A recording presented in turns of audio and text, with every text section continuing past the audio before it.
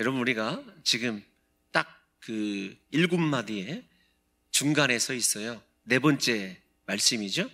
먼저 첫 번째 무슨 기도였죠? 주님께서 다른 사람의 죄를 용서하는, 용서에 관한 기도였어요.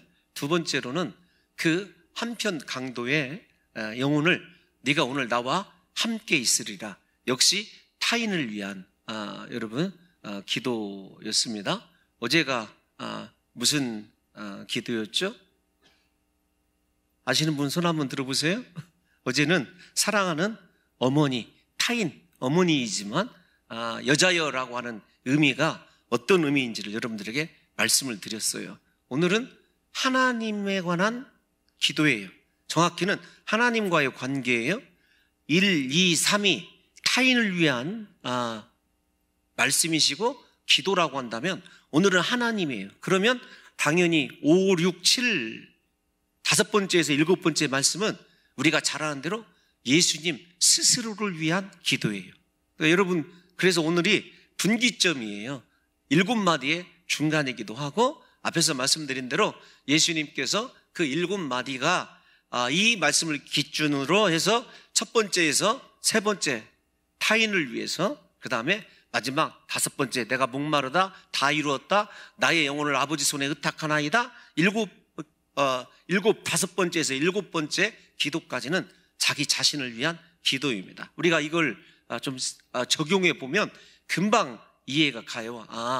예수님이 십자가상에서도 가장 중히 여기신 것은, 여러분, 하나님과 다른 사람 중히 여기고 경히 여겼다 그런 표현이 아닙니다.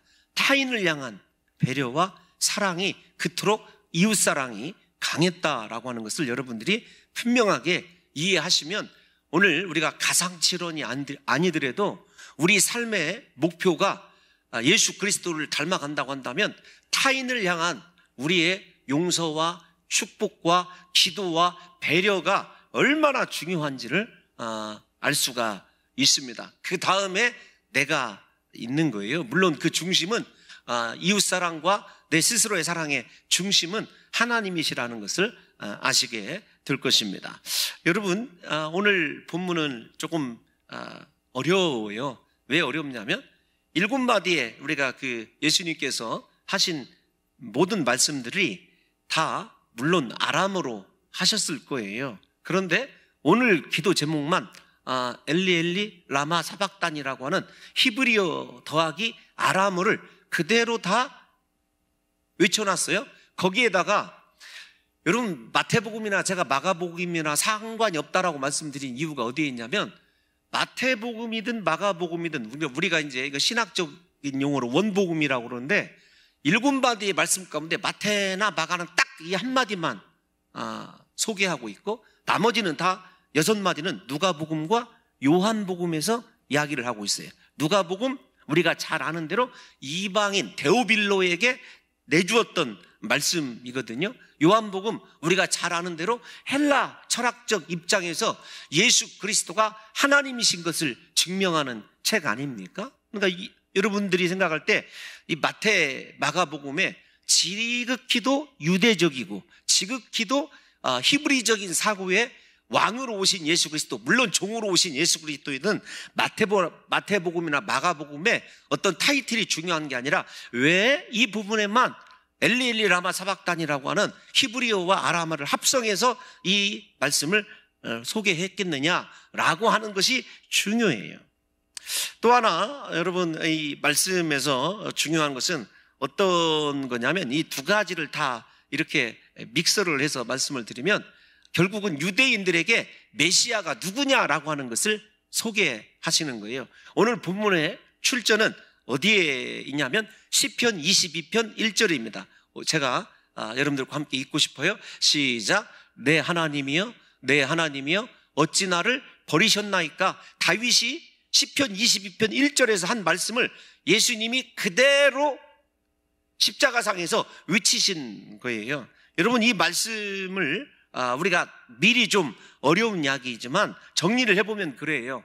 예수님께서 이스라엘 백성들이, 유대인들이 그토록 기다리고 계시던 메시아인데, 정치적이고 인생의 육체적인 문제를 해결하시기 위함이 아니라 그 근본적인 우리 삶에 찾아온 모든 문제의 근본적인 뿌리가 무엇이죠?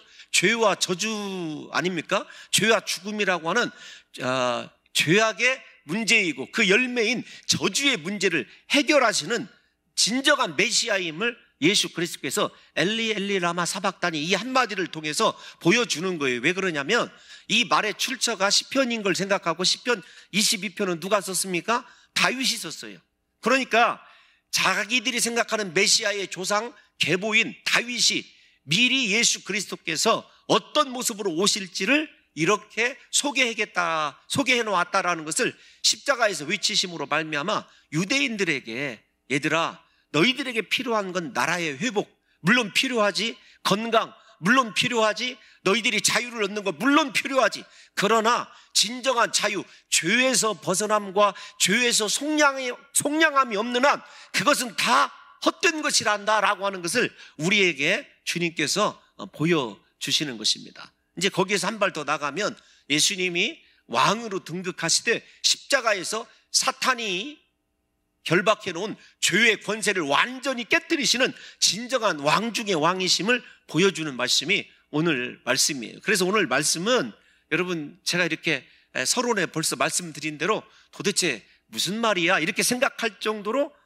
신학적으로는 어려운 말이지만 이 말씀을 가능하면 사랑하는 성도 여러분들과 제가 좀 쉽게 제 딴에는요 좀 설명을 해보면 우선 이 말씀의 뉘앙스를 들어보시면 하나님을 향하여 예수님께서 원망하고 불평하는 것처럼 들리잖아요. 하나님이여 하나님이여 나의 하나님 나의 하나님 어찌하여 나를 버리셨나이까. 이 말씀이 원망하고 불평하는 것처럼 들려요. 그런데 이 원망과 불평이 아니라고 미리 결론을 내서 말씀을 드리면 주님께서 만약에 십자가를 원망하고 불평하실 것 같으면 내가 내 잔을 마시지 아니하겠느냐라든지 혹은 겟세마네 동산에서 기도하시고 나신 이후에 십자가를 선택하지 않으셨을 거예요. 그러니까 여러분들과 제가 생각할 때 분명히 아버지가 주는 잔을 마시겠다고 겟세마네 동산에서 선언하시고 기도하시는 이 모습을 볼 때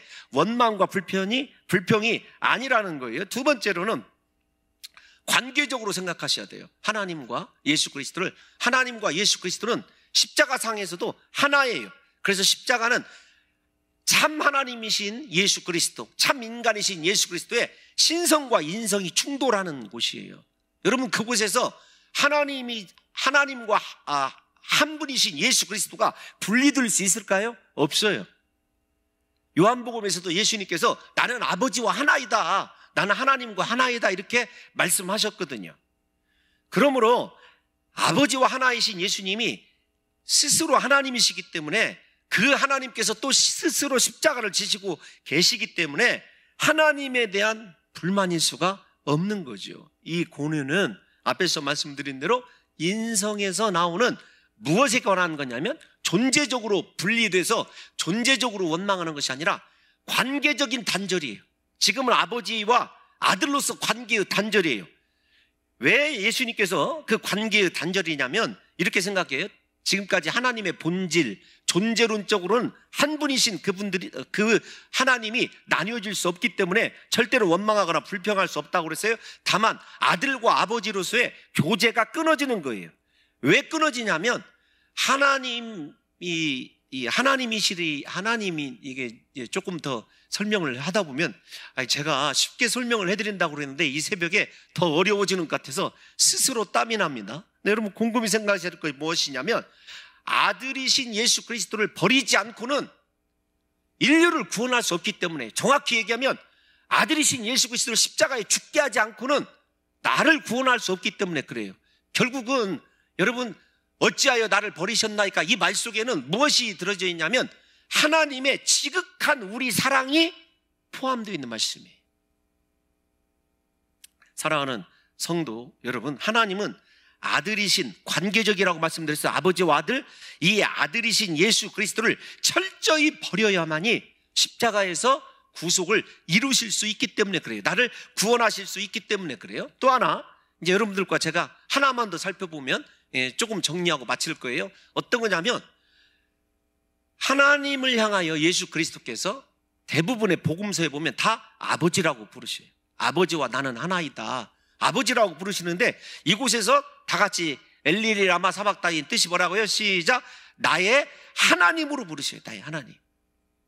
여러분 지난 고난주간에 예수 그리스도께서 소유격 나의를 써서 표현하신 건 세 가지밖에 없다 말씀드렸지 않습니까? 나의 하나님, 나의 교회, 나의 십자가. 여러분 그것과 동일해요. 왜 여기서 하나님이라고 부르느냐면 아버지라고 불렀던 자식과 아버지와 안에 관계가 끊어졌기 때문에 그래요. 십자가의 상에서 철저히 아들로서 버림받은 게 맞아요. 그러나 그것이 원망이 아니라 무엇이라고요? 구속사를 이루기 위한 필연적인 과정이라는 것을 이야기하시면 예수 그리스도가 하나님 본질, 하나님 본체는 변하지 않지만 아들로서 관계가 끊어진 것에 대한 그것 때문에 십자가 고통이 있고 그것 때문에 인류가 구원해 주신 그 관계를 주님께서 그 과정을 확인하시는 말이 바로 이 말씀입니다. 사랑하는 성도 여러분, 예수 그리스도는 우리의 모든 죄를 다 감당하시려고 나 같은, 정확히는 내가 되셔서, 죄인인 내가 되셔서 하나님으로부터 완전하게 버림을 받으신 거예요. 속량하실 죄 앞에서 아버지와 아들이 아니라 하나님과 죄를 짊어지신 예수님으로 마주하고 있는 거예요. 그래서 아버지가 아니라 하나님으로 부르고 있는 것입니다. 여러분 얼마나 죄가 무서운 것인지를 생각하셔야 돼요. 이 죄악의 속량을 위해서 하나님과 예수님은 아버지와 아들의 친밀한 관계가 아니라 이제는 무서운 재판장이신 하나님과 예수 그리스도의 직분적인 삼위일체 안에서 일어나는 구속의 역사만 일어나게 되는 것을 보게 됩니다. 물론 일시적인 포기예요. 인간의 죄를 무섭게 심판하시는 공의로우신 하나님과 온 인류의 죄를 두렵게 지고 계신 예수님의 이 관계가 법률적으로만, 하나님과 예수 그리스도라고 하는 법률적, 심판적, 공의적 관계만 여러분 자리하고 있는 말씀이 바로 이 말씀이에요. 그래서 예수님의 부르짖음은 자기 자신을 버리시고 하나님께서 우리를 사랑하시는 그 사랑에 대한 확증이라고 역설적으로 말씀드릴 수 있는 거예요. 아들을 버려서라도, 아들을 포기하고서라도 누구를 구원하셨다고요? 나를 구원하셨어요. 그래서 엘리 엘리 라마 사박다니를 들으셨을 때 사랑하는 성도 여러분들과 제가 아들이신 예수를 버리시고 나를 선택하신 하나님의 사랑을 발견할 수 있어야 된다는 것입니다. 여러분 앞에서 저와 여러분들이 시편 22편 1절을 말씀을 읽었어요. 시편 22편은 메시아이신 예수 그리스도의 고난의 시예요. 그런데 여러분 이 시편 22편을 보게 되면 다윗은 말할 수 없는 깊은 영혼의 좌절과 고통과 고민을 토로하고 있어요. 그런데 이 시편 22편이 22편으로 끝이 나는 것이 아니에요. 제가 무엇에 대해서 말씀을 드리려고 그러냐면 포기하신, 버리신 아들 예수 그리스도는, 이것이 제가 지금 계속 얘기하는 것이 어떤 것이죠? 원망과 불평이 아니라는 것을 여러분들에게 이토록 어렵게, 참 어렵게 설명하는데 재주가 있어요. 곰곰이 생각하십시오. 원망이 아니라는 것을 여러분들에게 사랑이라는 것을 말씀을 드렸고, 그것을 제가 시편으로 좀 입증을 하고 싶은 거예요. 여러분 우리가 시편을 잘 아는 말씀이 어떤 말씀이죠? 22편 다음에 어떤 말씀이 등장하죠? 시편? 당연히 몇 편이에요? 22편 다음에는 23편이에요. 23편은 우리가 다 암송하는 6개 절 말씀 아닙니까? 여호와는 나의 목자시니 내가 부족함이 없으리로다. 여러분 그가 나를 푸른 풀밭으로 인도하시고 쉴만한 물가로, 누이시고 쉴만한 물가로 인도하시는도다. 내 영혼을 소생시키시고 자기 이름을 위하여 의의 길로 인도하시는도다. 내가 사망의 음침한 골짜기로 다닐지라도 해를 두려워하지 않을 것은 주께서 나와 함께 하심이라. 주의 지팡이와 막대기가 나를 안위하심이나이다. 여러분 그 시편이에요. 그런데 우리가 22편과 23편을 동떨어진 것으로 생각해요. 아닙니다. 다윗의 시이고 22편에서 분명히 고통과 자기 자신의 십자가상에서 고난을 노래하셨던, 토로하셨던 예수 그리스도께서 23편에 보면 고난과 고통은 전혀 없어요. 제가 왜 22편, 23편을 강조한다고요? 예수님께서 엘리 엘리 라마 사박다니 외치신 것이 원망과 불평이 아니라니까요. 아들로서 끊어지는 고통을 토로한 것이지만 그 속에는 무엇을 가지고 있냐면 우리를 사랑하신 사랑에 대한 확증과 더불어 죽음에서 사망의 음침한 골짜기에서 살아나실 뿐만 아니라 우리가 잘 아는 이 시편, 제가 방금 암송해드린 23편에서도 내 영혼을 소생시키시고 그의 이름을 위하여 의의 길로 인도하실 것은 확신을 가지고 있어요. 무슨 말이냐면 예수 그리스도께서 부활하실 뿐만 아니라 의의 길로 인도하시는 하나님, 모든 죄악을 속량하시고 자기 자신의 고난을 통해서 온 인류가 하나님의 의로운 심판대 앞에서 의인이 되어 나타나실 그날을 확신하고 있는 시가 여러분 23편이에요. 그래서 조금 더 23편을 그냥 직접적으로 22편과 연결지어서 설명하면 23편은 시편의 부활장이에요. 그런데 중요한 것은 이 시편 23편이 목자 되신 여호와로 말미암아 십자가에서 부활 승리하시는 시로 이해를 하시면서 사랑하는 성도 여러분들과 제가 분명히 22편과 23편에서 주목해야 될 것은 무엇이냐면 하나님의 침묵이라는 거예요. 엘리 엘리 라마 사박다니 외치셨을 때도 하나님이 침묵하셨어요. 이거 제가 어제 말씀을 드렸습니다. 하늘에서는 하늘 아버지가 침묵하고 계셨고 십자가 밑에서 땅에서는 예수 그리스도의 육신의 어머니 마리아가 침묵하고 계셨다. 그런데 하나님의 이 침묵이 버림이냐 원망과 불평 들을 만한 것이냐 아니라고 그랬어요. 하나님께서 그 고난에 동참하고 계셔요. 함께하고 계십니다. 우리가 하나님을 대할 때 하나님이 즉각 보이시도록 역사하시고 우리에게 필요할 때마다 긴급히 역사하시는 것을 보게 돼요. 진짜 이게 웃기더라고요. 이게 죄송합니다. 하나님이 웃기다는 게 아니라 제 스스로 좀 어제는 웃겼어요.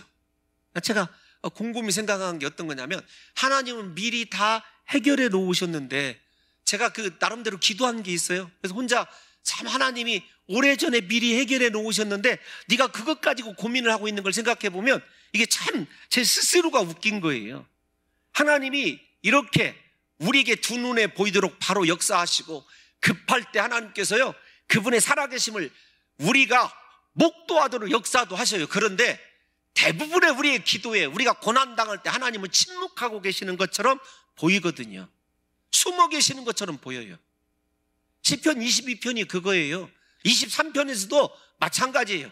하나님은 침묵하고 계시지만 그 하나님에 대한 확신을 다윗이 하고 있었고 예수 그리스도가 하고 계신 것을 보게 됩니다. 저는 우리 사랑하는 성도 여러분들과 제가 하나님이 숨어 계시지만 지금 이 고난 가운데 나와 함께 하심을 믿고 나를 반드시 소생시키실 것이고 나의 모든 고통 가운데서 그분의 선하신 뜻이 이루어질 뿐만 아니라 원수의 목전에서 상을 차려주시는 인생 위대한 역전의 축복이 내 것이라고 하는 확실한 믿음이 좀 있었으면 좋겠습니다.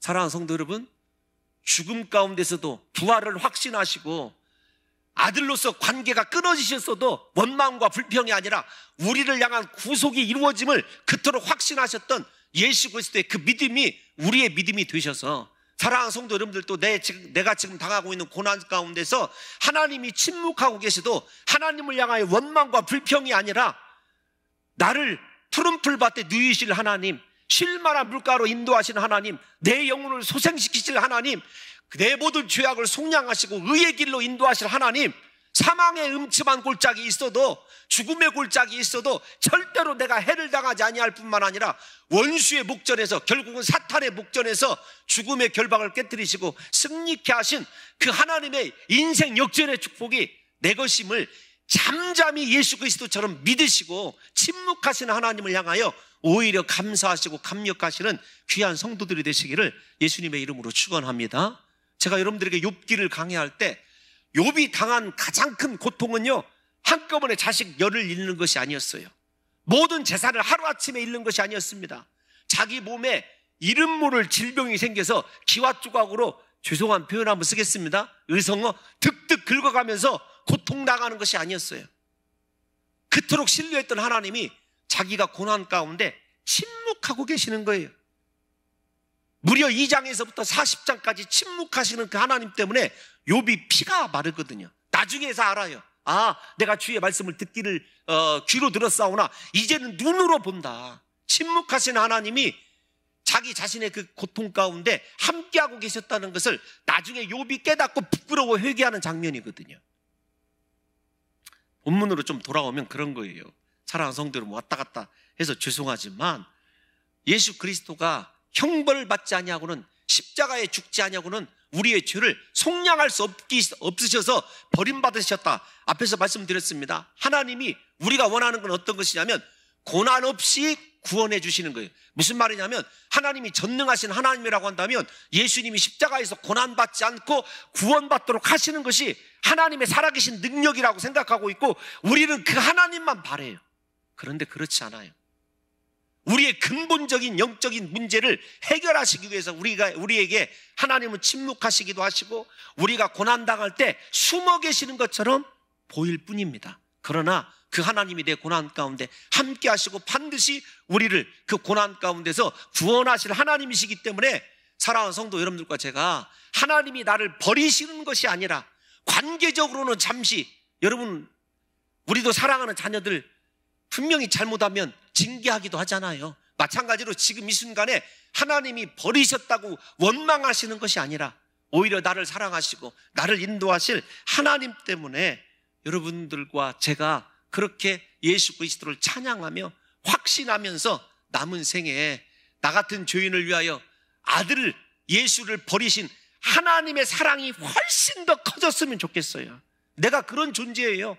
하나밖에 없는 독생자를 죽이심으로 말미암아, 아들을 십자가에서 버리심으로 말미암아 사랑한 것이기 때문에, 우리를 구원하신 것이기 때문에 부디 우리 사랑하는 성도 여러분들과 제가 지금 말로 설명할 수 없는 고난 가운데 있고 어려움 가운데 있어도 그 고난에 누가 함께하고 계신다고요? 하나님이 함께하고 계시고 그 고난에 다만 침묵하고 계실 뿐이지만, 우리는 예수 그리스도처럼 그 부활에 대한 확신뿐만 아니라 나를 사랑하시는 하나님에 대한 그 사랑의 확증 때문에 날마다 새 힘을 얻으시고 시편 22편을 뛰어넘어 23편의 모든 내용이 날마다 나의 고백이 되고 찬양이 되시기를 예수님의 이름으로 축원합니다.